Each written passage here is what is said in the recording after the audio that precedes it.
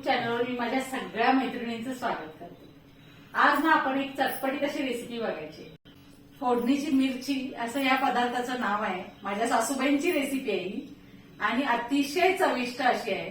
तुमच्या ताटात जर भाजी नसली किंवा कुठलंही काही एक्स्ट्रा जर नसलं तरी सुद्धा फक्त ह्या मिरचीच्या ह्याच्यावर तुम्ही संपूर्ण जेवण पोटभर जेवू शकताय आणि अगदी चवीने। ती फोडणीची मिरची किंवा गुळ-मिरची कशी करायची ते आता आपण बघूया। फोडणीच्या मिरच्या करण्यासाठी आपल्याला पोपटी रंगाच्या कमी तिखट असलेल्या मिरच्या घ्यायच्या। ह्या मी मिरच्या स्वच्छ धुवून घेतलेल्या आहेत। या साधारण 10-12 मिरच्या घेतल्यात। आपल्याला जसं प्रमाण हवंय त्याप्रमाणे तुम्ही मिरच्या घ्या। त्यानंतर फोडणीसाठी मोहरी, जिरे, थोडेसे मेथी दाणे हे लागतातच कंपल्सरी, खूप छान चव येते त्यामुळं। त्यानंतर हिंग, तीळ आहेत थोडेसे, ही चिंच आहे आणि गुळ आहे। मीठ आपल्याला मिरचीमध्ये भरण्यासाठी लागणार आहे। सुरुवातीला आपल्याला ना या मिरचीला मधून भेग पाडून घ्यायची आहे आणि मिरचीचे 2 भाग करायचे, 2 तुकडे, आणि त्यामध्ये आपल्याला मीठ भरून घ्यायचे। ते कसं करायचे ते आता आपण बघूया। हे बघा, ही मिरची आहे, ह्याला आता मधून मी अशी भेग पाडून घेते। त्यानंतर ह्याचे पुन्हा मी 2 भाग करते आणि ह्याच्यामध्ये ना आपल्याला मीठ भरून घ्यायचंय।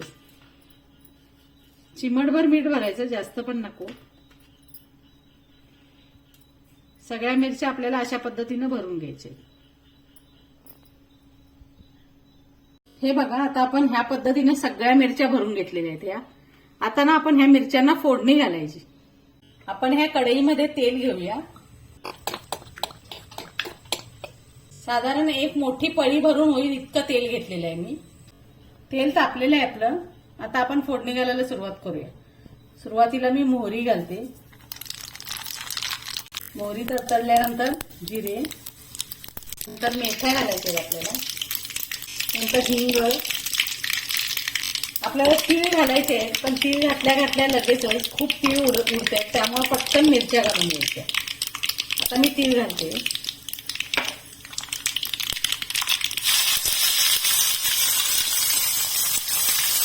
मिरच्या आपण थोड्याशा परतून घ्यायच्या तेलावर।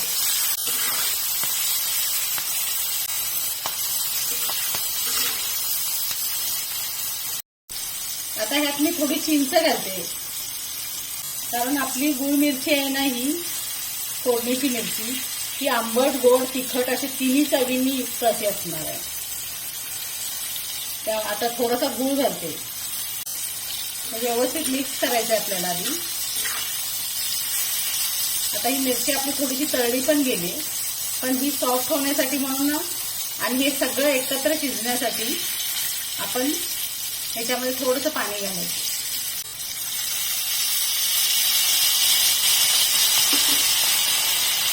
आणि आता झाकून ठेवायचं 5 मिनिटं।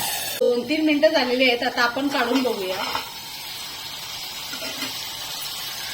हे बघा, ही मिरची तयार झाली आहे आणि हे जे आदन आहे ना, हे आपलं शिल्लक ठेवायचं असते। ह्याच्यापेक्षा घट्ट नाही करायचं, नाहीतर गुळामुळे खूप चिकटपणा येते त्याला।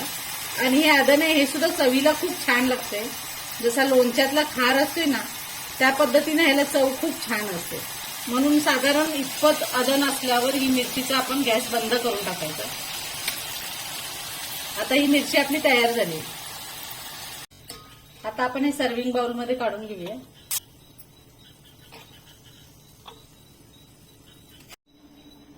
अशा पद्धतीने ही फोडणीची मिरची तयार झालेली आहे। ही फोडणीची मिरची ना तुमची फ्रीज शिवाय सुद्धा वर जर तुम्ही ठेवली तर 2-3 दिवस आरामात राहते, आणि जर तुम्ही फ्रीज मध्ये ठेवली तर 8 ते 10 दिवस त्याला काहीही होत नाही। आरामात तुम्ही खाऊ शकताय, त्याला कसलाही वास वगैरे येत नाही आणि खायला अतिशय चविष्ट अशी आहे। तुम्ही वरण भाताबरोबर, दाल खिचडी बरोबर, संध्याकाळच्या कुठल्याही मेनू बरोबर किंवा भाकरी बरोबर जरी तुम्ही मिरची घेतली तर अतिशय छान लागते। तुम्ही अशी फोडणीची मिरची करून बघा आणि छान छान अशा प्रतिक्रिया मला द्या। थँक्यू।